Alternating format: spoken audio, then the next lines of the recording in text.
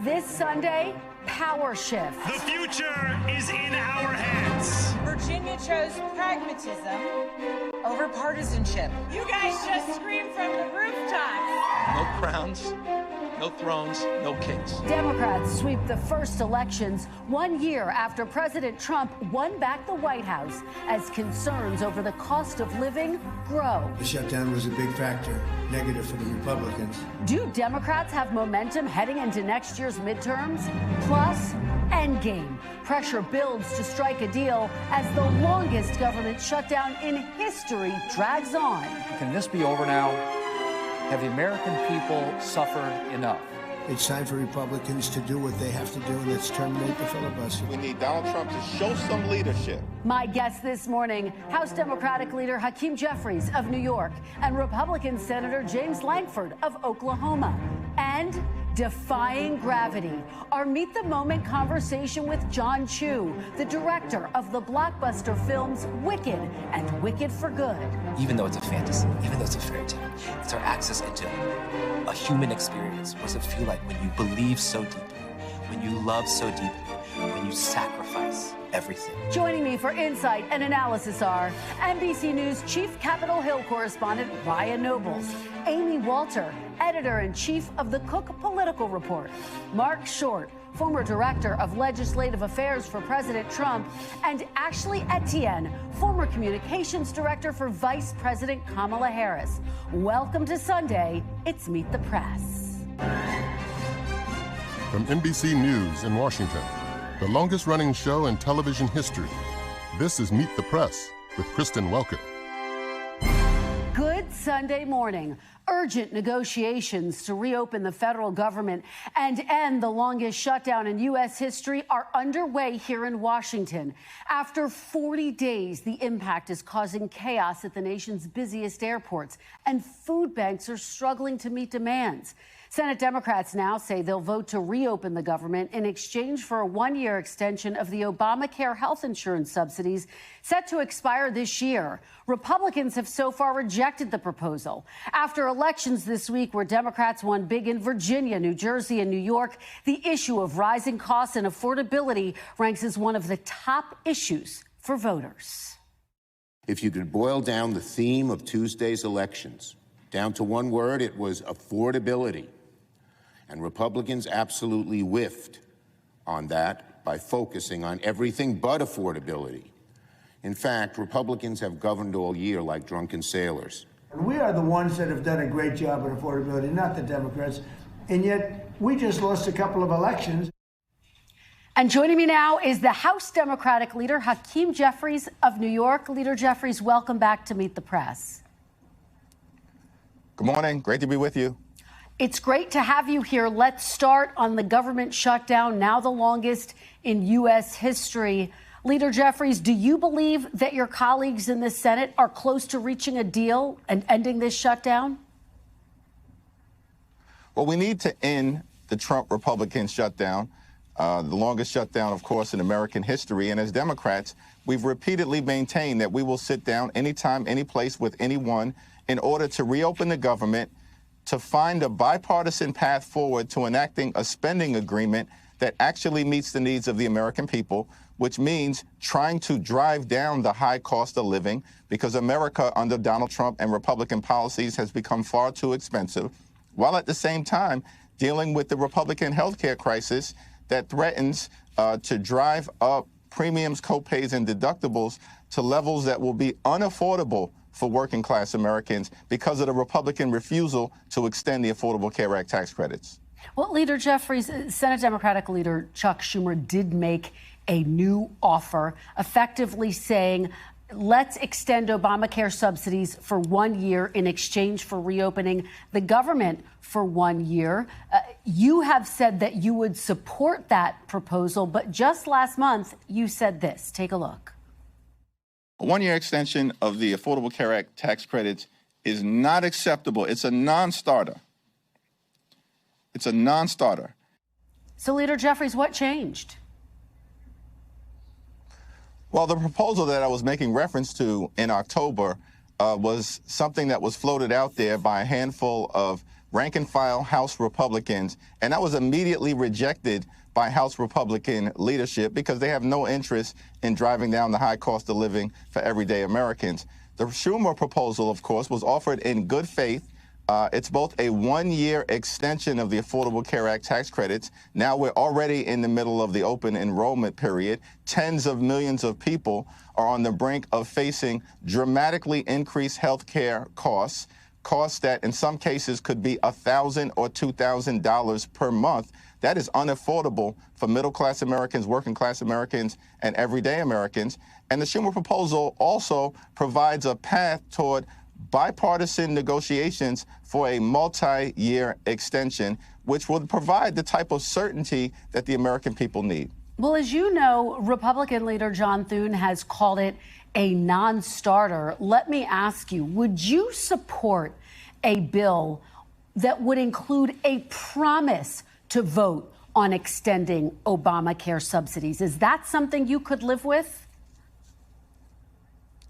Let's understand that these Republicans have tried to repeal the Affordable Care Act more than 70 different times over the last 15 years. They're not acting in good faith as it relates to dealing with a health care crisis that they're visiting on the American people. This is the same group of folks who just enacted the largest cut to Medicaid in American history as part of their one big ugly bill. Hospitals and nursing homes and community-based health centers are closing all across the country, including in rural America, because of Republican policies. We're faced with the possibility of a $536 billion cut to Medicare at the end of this year if Congress doesn't act, connected to what they did in the one big ugly bill. And now they're refusing to extend the Affordable Care Act tax credits for even a year when they just enacted massive permanent tax breaks for their billionaire donors. Does that seem reasonable? Is that the type of policy that the American people are screaming out for, as evidenced by what just happened with Republicans being wiped out in the general election last Tuesday? Leader Jeffries, just very quickly, yes or no, do you rule out supporting a bill that would include a promise to vote on Obamacare subsidies? Yes or no? I don't think that the House Democratic Caucus is prepared to support a promise, a wing, and a prayer from folks who have been devastating the health care of the American people for years. All right, let's talk about the impacts. You mentioned them of this government shutdown. They're being felt across the country. Hundreds of flights, as you know, have been canceled this weekend across major airports. The lines are growing longer outside of food banks, and there's a lot of uncertainty about food assistance programs, which currently hang in the balance right now, in limbo. Leader Jeffries, is it responsible for Democrats to continue to push for a better deal and to not reopen the government, given that people are suffering right now? Republicans control the House, the Senate, and the presidency. Donald Trump, from the very beginning of his term, has taken a my way or the highway approach. That's not reasonable. It's not reasonable for Donald Trump to withhold intentionally SNAP benefits from 42 million Americans, including more than 1 million veterans who are at risk of going hungry a few days from us honoring the veterans of this country who have sacrificed with their bravery and their courage. It's not reasonable for Republicans to devastate the health care of the American people, to find $40 billion, as they did a few weeks ago, to bail out their right-wing dictator friend in Argentina, but can't find a dime to make health care affordable for the American people. Listen, as Democrats, we want to find a bipartisan path forward. We want to reopen the government. We're also fighting to drive down the high cost of living. Donald Trump promised to lower costs on day one. Costs aren't going down. Costs are going up. Housing costs through the roof, grocery costs through the roof, electricity bills are skyrocketing, and now we're on the brink of health care insurance premiums dramatically increasing, devastating working class Americans. None of that is acceptable. We need to find a viable path forward. But Leader Jeffries, for the people who are suffering right now and who are quite frankly concerned about how they are going to put food on the table over this holiday season, how long can they expect this shutdown to continue? Can you guarantee that you will reopen the government before Thanksgiving? We need to resolve this immediately. And here are two things you that think can it'll be done happen before to get Thanksgiving? that Leader, accomplished. you think it'll happen before Thanksgiving? Well, one, Donald Trump, I hope so. Donald Trump needs to get off the golf course and get back to the negotiating table. He spent more time golfing over the last several weeks than he has talking to Democrats who represent half the country as part of an effort to find a bipartisan path forward. And by the way, we also know that House Republicans have literally canceled votes for the last 6 weeks. They've been on vacation, and they have no plans to return next week. We'll be in Washington as House Democrats, ready, willing, and able to reopen the government, to make life better for the American people, and to address the health care crisis that has been devastating the country. Leader Jeffries, President Trump floated what he believes is a potential solution to this online. Let me read it to you. He says, quote, I am recommending to Senate Republicans that the hundreds of billions of dollars currently being sent to money-sucking insurance companies in order to save the bad health care provided by Obamacare be sent directly to the people so that they can purchase their own much better health care. Would you ever support giving subsidies directly to the American people instead of Obamacare? Well, we have a broken health care system, but the Affordable Care Act has been part of actually providing health insurance to tens of millions of Americans. Of course, there's always opportunity to improve current policy that exists, but Republicans aren't operating in good faith as it relates to doing anything to actually make health care more affordable. And we've seen that repeatedly over the last several weeks. Now, if Donald Trump is changing his tune and is actually willing to sit down and negotiate a bipartisan path forward, of course we are interested in doing that. We've been making that point for the last several weeks. What do you make of that proposal online, though? Does it sound like he's interested in doing that? I mean, it's hard to take these online things seriously. There's no actual legislation, there's no text, there's no policy documents to be able to review. If that exists, if that somehow materializes and manifests itself in the next day or so, we look forward to reviewing it in good faith. All right, Leader Jeffries, let's turn now to Tuesday's election results. Democrats had a clean sweep, winning the New York City mayoral election, both gubernatorial races in New Jersey and Virginia. As you know, a ballot measure in California. You are on track to potentially become the next speaker if Democrats were to win back the House in 2026. How confident are you that that's going to happen? Well, Democrats are definitely going to take back control of the House of Representatives, and we're going to stay focused on the issues that matter: lowering the high cost of living, fixing our broken healthcare system, and cleaning up corruption to actually deliver a country that works for working class Americans, for everyday Americans, and for middle class Americans. As Democrats, you know, we believe in a country that has a strong floor and no ceiling. If you work hard and play by the rules, there should be no ceiling to the success that you can accomplish for yourself, for your family, for your children. At the same time, we also believe in a country that has a strong floor. That's Social Security and Medicare and Medicaid and nutritional assistance. By the way, the things that Republicans are trying to devastate right now. Leader Jeffries, what about the Senate? Listen, I think that the results on Tuesday, which were so decisive in the states that you mentioned, but also in Georgia, in Mississippi, in Pennsylvania, across the country, up and down the ballot, including in races that didn't get the same level of attention, shows that there's a real path, of course, to taking back control of the House of Representatives, where we're only 3 seats short right now. When we flipped the House in 2018, we were 24 seats short, but also a strong and viable path in the Senate, because the American people have had enough, and they want a government that actually puts them first, as opposed to what Republicans have been doing, prioritizing the wealthy, the well-off, and the well-connected. 2 quick questions, lightning round. Mayor-elect Zoran Mamdani won big in New York City. He's just coming into City Hall, having made ambitious promises. Let's take a listen to what he said on election night. Together, New York, we're going to freeze the... Together, New York, we're going to make buses fast and... Together, New York, we're going to deliver universal... So frozen rent, free buses, universal child care. Do you believe that he can deliver on those promises very quickly, Leader Jeffries? Well, he's going to have to work with the Rent Guidelines Board and probably more importantly with the governor of the state of New York and the state legislature in order to enact those proposals.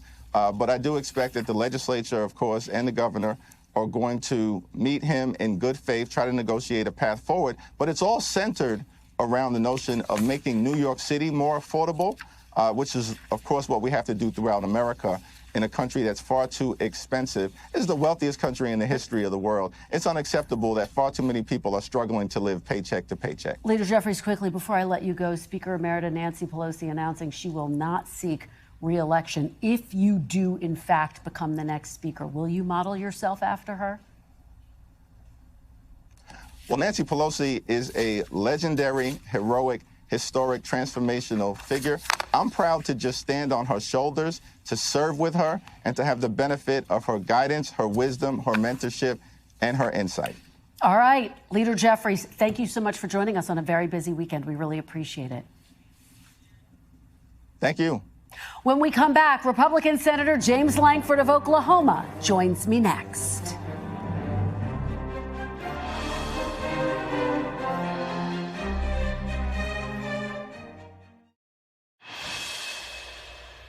Welcome back. Joining me now is Republican Senator James Lankford of Oklahoma. Senator Lankford, welcome back to Meet the Press. Glad to be back again. It's wonderful to have you here. Thanks for being here in person. I know you're here. The Senate is in session, a rare weekend session as you try to reopen the government. Let me ask you the same question I just asked Leader Jeffries. How close do you think you all are to a deal? Well, we have hoped that we've been close for a very long time. Just to be able to set the context of where we've been, this is 6 weeks of us doing the same thing that we've done every single time we reach this point during the Biden administration.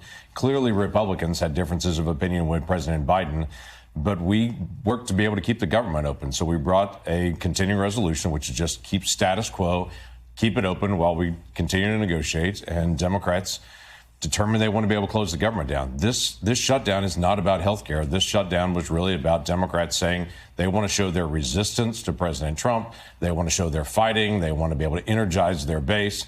They use terms like this helps the Democrat brand. I've heard, I mean, the focus has really been on we want to show we're fighting Trump because their base says you're not fighting hard enough, so they're fighting hard enough. The problem is people are getting hurt in this. People are not getting on flights. They can't get SNAP benefits.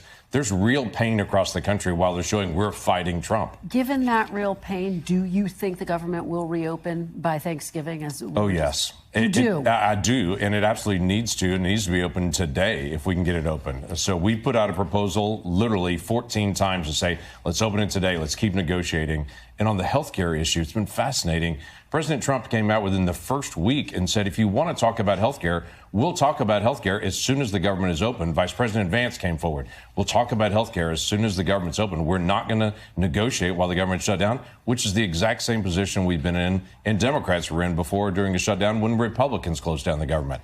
Speaking of health care, President Trump is out with a proposal on health care. It would eliminate Obamacare and send money directly to people to buy their own health care. My question for you, Senator, do you support President Trump's plan to eliminate Obamacare and send money directly to the people? Well, his statement wasn't to eliminate Obamacare. His statement was very clear. It was, why are we sending money to insurance companies? Right now, the Democrat proposal they put out, with Chuck Schumer put out this past week, was let's continue to send billions of dollars to insurance companies and hope insurance companies will bring down premiums. That's not worked. That's not worked for years now. You go back to Obamacare when it was first released, it's going to bring down rates 25%. Can anyone tell me that their rates have gone down 25% anywhere in this? And so the president's proposal was pretty straightforward. Stop sending money just to insurance companies, hope it gets better. Give Americans freedom of choice. If we're going to allow subsidies to get out there, get them to people, not to insurance companies. You're saying something really interesting. I want to make sure I understand. Is the Republican proposal not to repeal Obamacare, which has been the long-held position? Yeah, right now, Obamacare is health care in America. What Democrats did 15 years ago was they radically changed all health care in America. They moved all physicians under hospitals. They changed all the reimbursement programs. They shifted everything in. So it is health care in America. So the challenge is what we have now has to be fixed. The Democrat proposal that even came out this past week from Chuck Schumer was, okay, let's just do a one-year extension of the subsidies. And he continues to talk about the Obamacare subsidies. It's not the Obamacare subsidies that they're actually proposing. It is a plus-up that was done during COVID that President Biden put out there.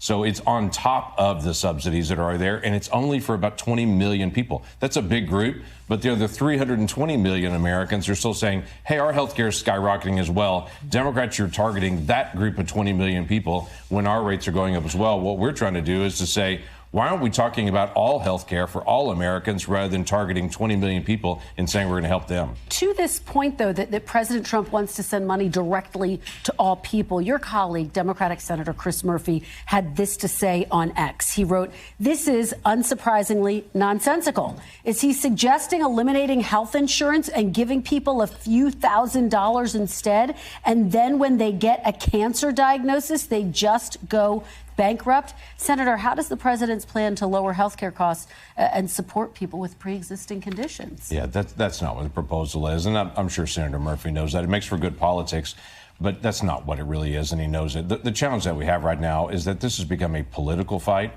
when people are really being hurt. There is a real focus on affordability of health care, but it's for all Americans. What we're saying is, isn't it better for Americans to have their own choice, their own opportunity to be able to look at plans they want to look at? We still want to protect pre-existing conditions. We still want to have the opportunity for people to get insurance of all different types out there. Of course we do. This is not about wiping out all insurance.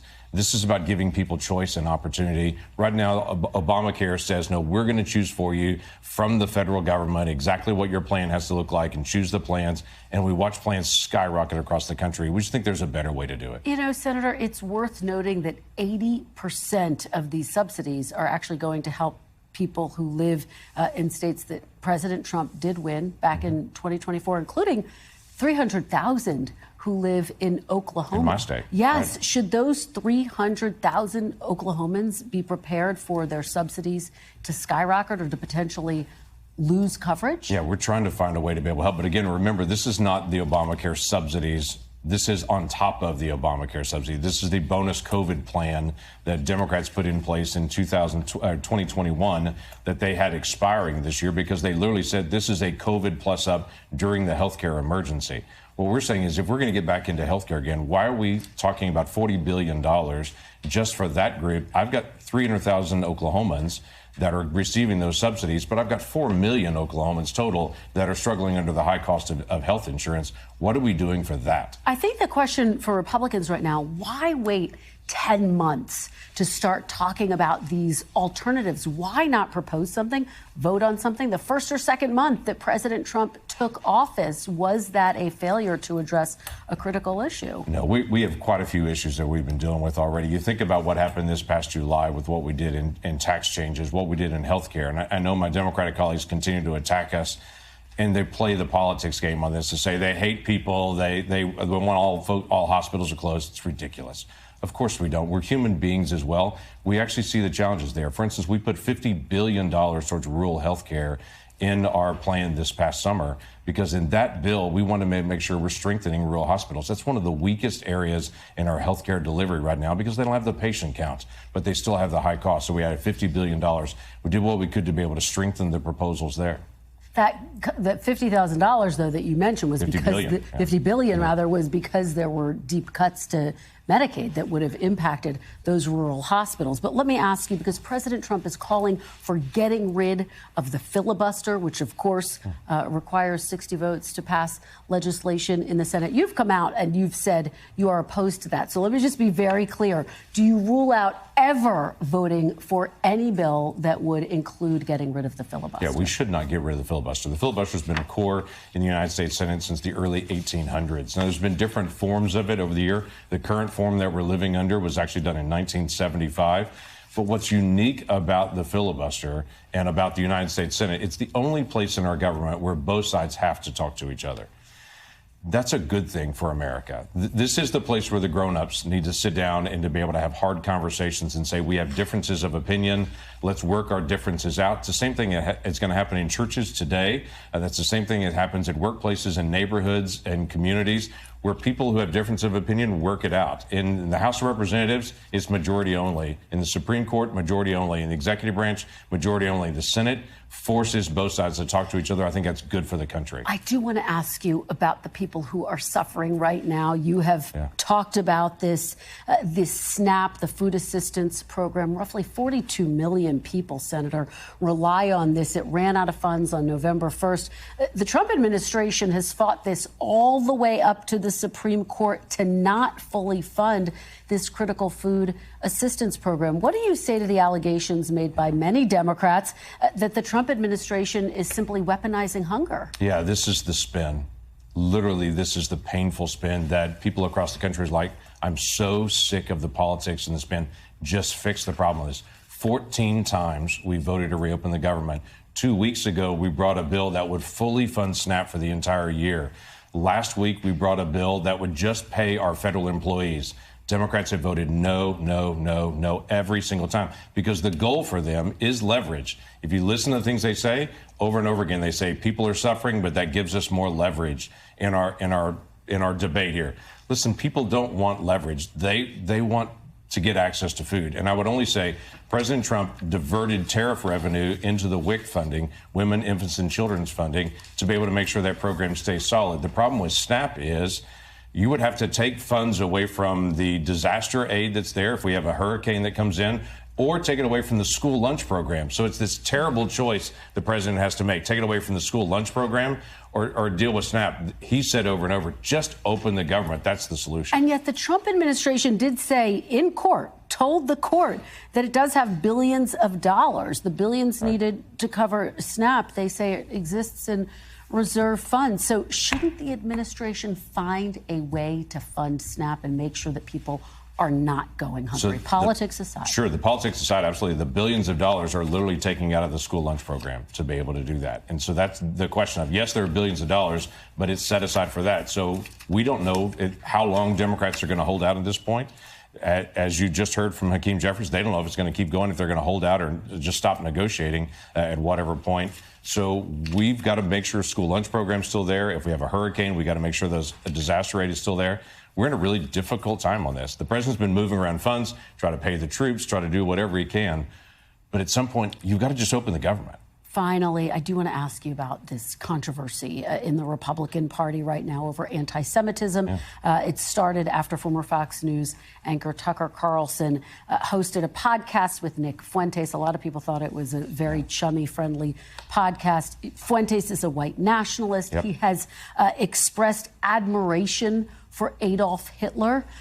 As the co-chair of the Senate Bipartisan Task Force for Combating Anti-Semitism, do you believe there is room in the Republican Party for Nick Fuentes or anyone who shares his ideology? No, I don't. That's not a conservative ideology at all. That's a hateful rhetoric that's inconsistent with even the United States Constitution, not just inconsistent with the Republican Party. So no, that's not who we are.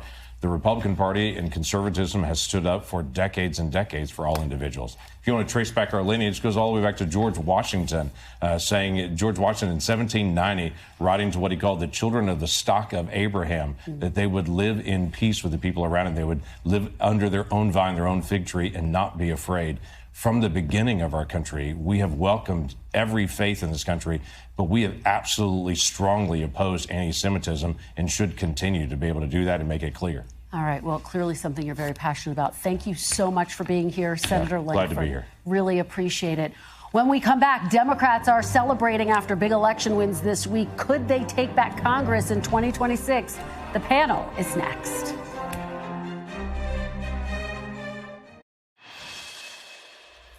Welcome back. The panel is here. NBC News Chief Capitol Hill correspondent Ryan Nobles, Editor-in-Chief of the Cook Political Report, Amy Walter, Ashley Etienne, former Communications Director to Vice President Harris and Speaker Pelosi, and Marc Short, former Director of Legislative Affairs for President Trump. Thank you all so much for being here after an incredibly busy week, a marathon week for you, Ryan. What say you after listening to Leader Jeffries and Senator Lankford? Do you think they're going to get a deal? No. I didn't see that much optimism. And it's not just what they told you, it's also what I'm hearing from people that I talked to about this issue.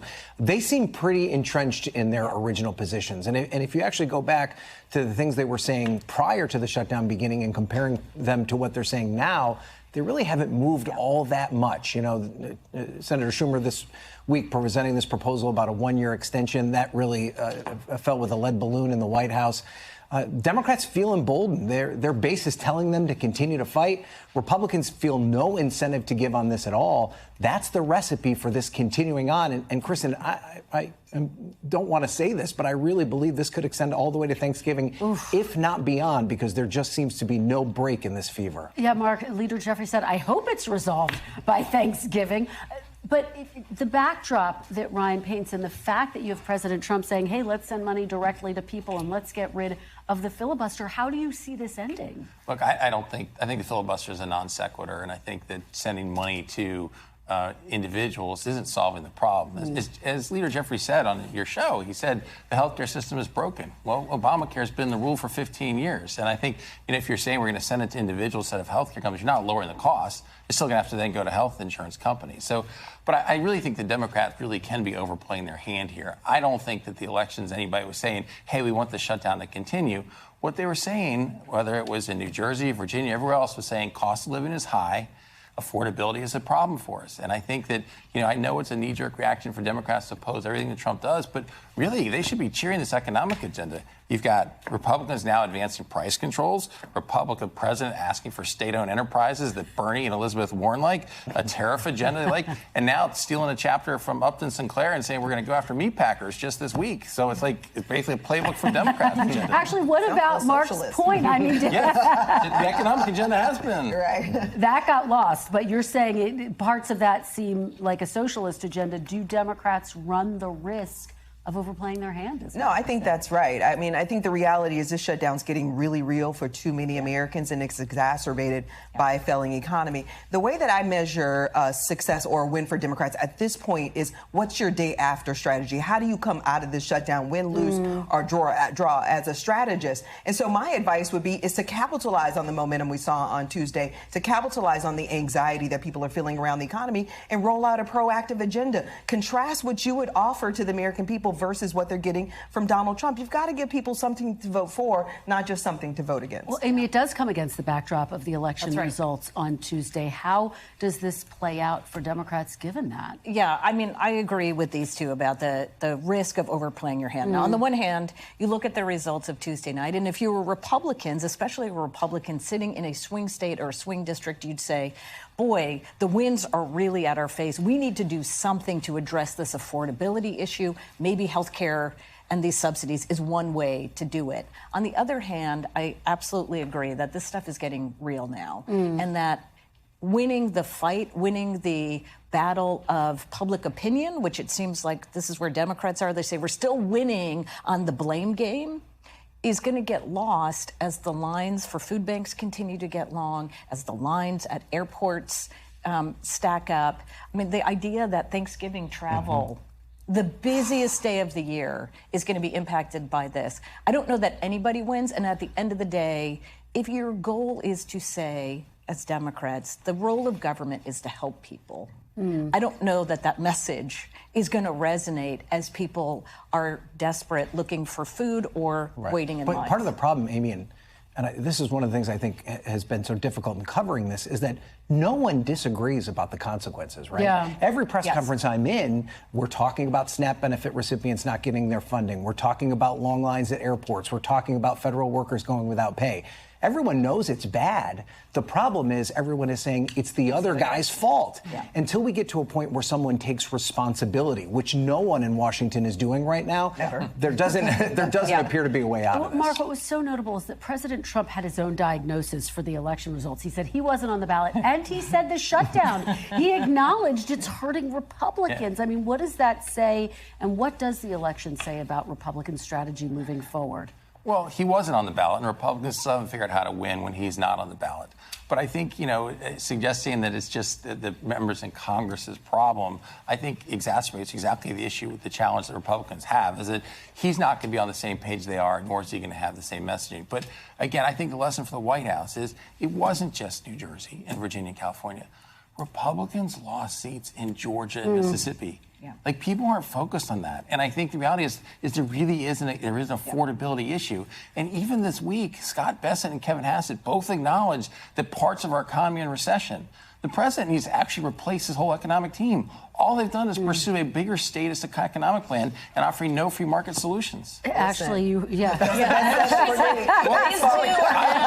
Thanks, Marc, I'm ready. I'd love to see Democrats actually advance free markets. Actually, Democrats are proposing free trade for the first time in generations because the president's on the other side. Marc is absolutely right. The question is, what lessons have the Republican Party and the president learned coming out of Tuesday? Yeah. Will they recalibrate? The economy is only getting worse. By their own admission, the inflation is up. The economy is actually in a recession. By their own admission, 1 million people have already lost their jobs, 156,000 just last month. So this is something that the Republican Party has to get on top of, and that's what I'm going to be watching. So it's less pressure on us, more pressure on the Republicans. Amy, part of what makes the fight in the midterms so fascinating is this redistricting battle that is happening against the backdrop of all of these other different components. Of course, Prop 50 in California, the redistricting measure, sailed to victory, and now there's a back and forth over this in various states. How do you see this playing out? Because Democrats feel like they're emboldened in that redistricting math fight as well.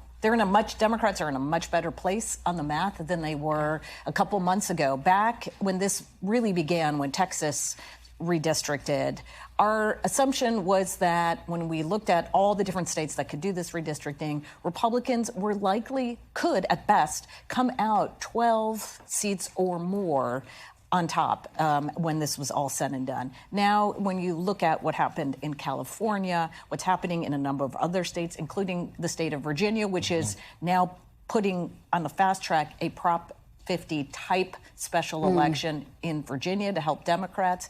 Now it looks more like Republicans likely only to get a handful of seats out of this redistricting fight instead of double digits. Ryan, final 30 seconds to you. Leader Jeffries says I'm very confident that he could win the House back.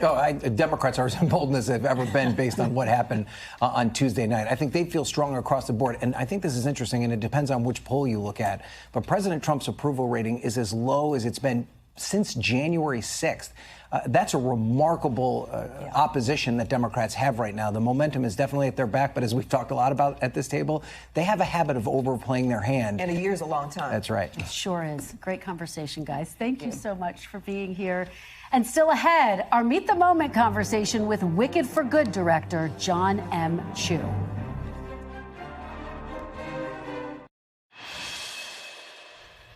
Welcome back. Former Vice President Dick Cheney died this week. A former White House chief of staff, defense secretary, and congressman, Cheney is widely seen as the most powerful vice president in U.S. history. One who stood by President George W. Bush after America was attacked on 9/11 and helped shape the controversial war on terror. Cheney joined Meet the Press in 2001, reflecting on how he was viewed in pop culture. Before you go, a lot of email to me. Where's Dick Cheney been? What does he do all day? Answer? I work hard.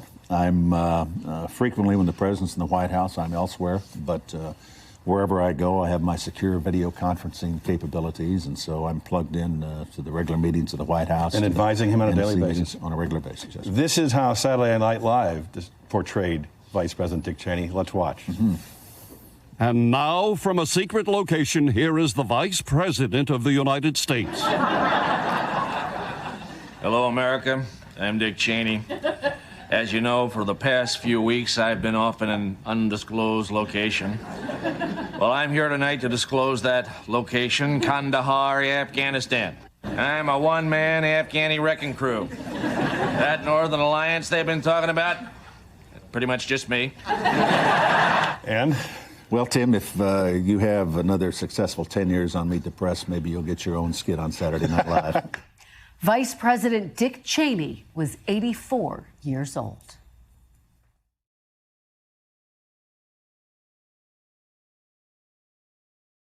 Meet the Moment is sponsored by Vanguard.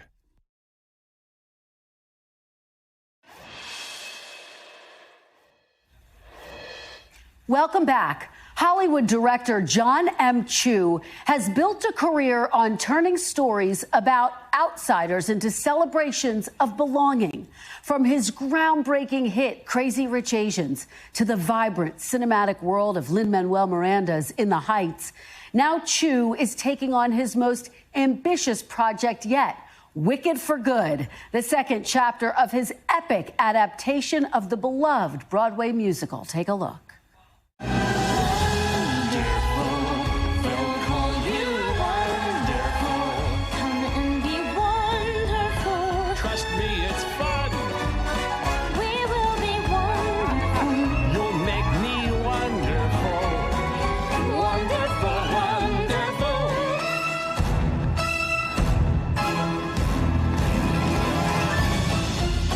I sat down with Chu for a Meet the Moment conversation about following his own yellow brick road and finding strength in every twist and turn.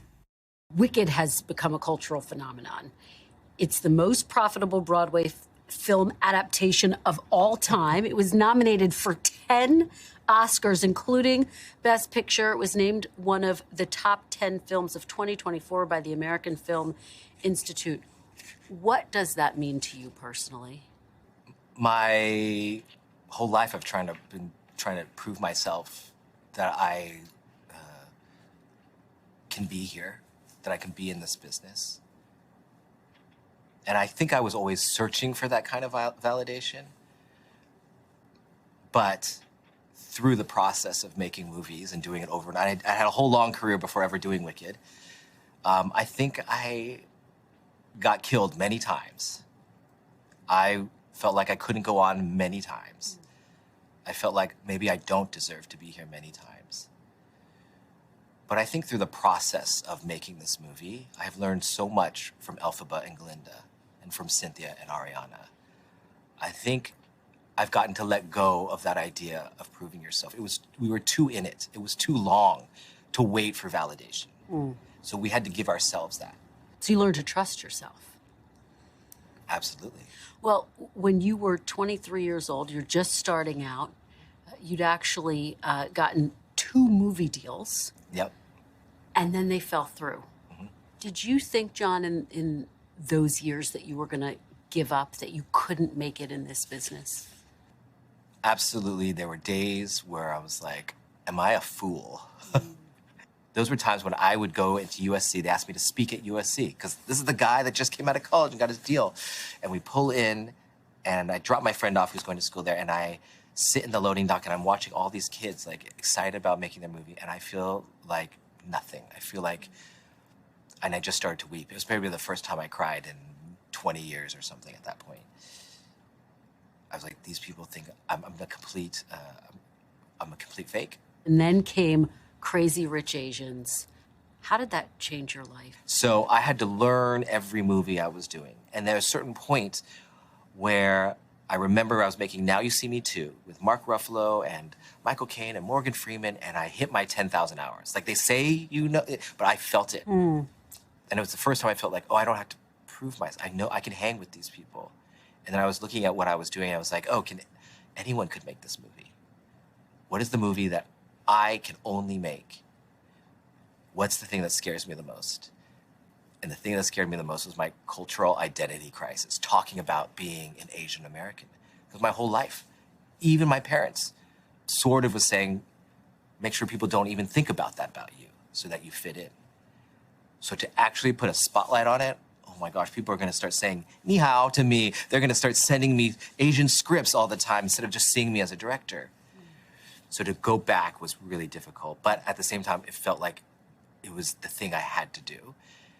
And so I found this book, Crazy Rich Asians, about an Asian American girl going to Asia for the first time. I understood that story. The romantic comedy part of it, sure, whatever. The wealth part of it, sure, whatever. But self-worth, about somebody of this generation figuring out their cultural identity of both American and Asian, to me, that was something that I could tell. And Asian Americans are underrepresented still Yeah. in Hollywood, in film and TV. What do you think needs to happen to change that, having wrestled with all of those really complex emotions that you have?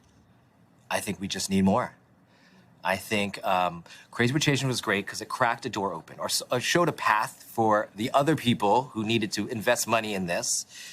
I'm not sure if it was for us. I think it was for everyone else to say, oh, these actors have value. In my mind, that was just an avenue to open up what other people looked at us. Now it's all of our turns to like, all right, let's own our stories and tell every version of our story we could, so that nothing was dependent on just one movie. And so I think we're in that process. I think we have to be careful to expect too big of a change too quickly. Of course, we want that. But to change culture, it takes time. You cannot force people to do that. We can't have a debate and just say everyone agrees with that. I'm sick of having a debate and conversation about it. Just do it and prove it. You talked about the magic of going to a movie theater. Do you worry that part of that is being lost because of streaming, which is a platform that obviously you are on as well, but you love that experience of being in a movie theater? I think movies are one of our last analog spaces. It's a space that we have to protect.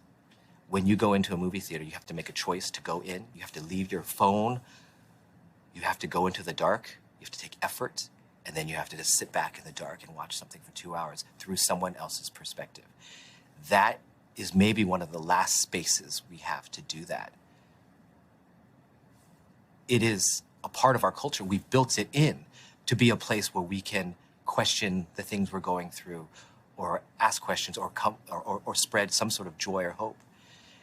And in a time where I think the vision of who we are is sort of lost in the news now, it's all over like we're getting such hard things coming at us that we can't. I mean, that's why I love this segment.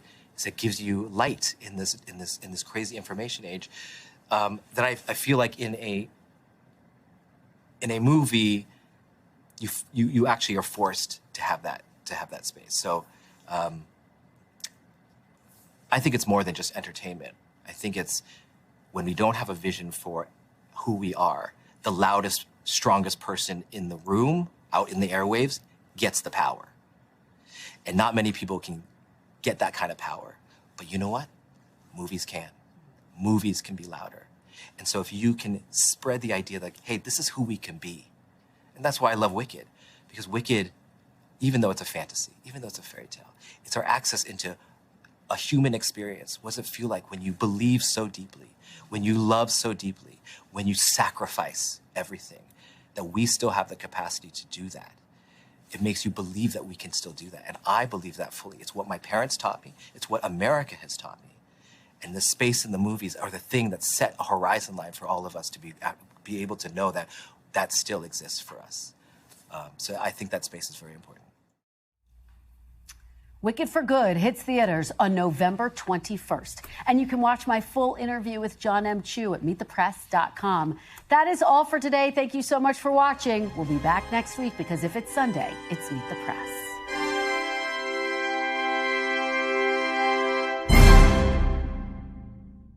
We thank you for watching, and remember, stay updated on breaking news and top stories on the NBC News app or watch live on our YouTube channel.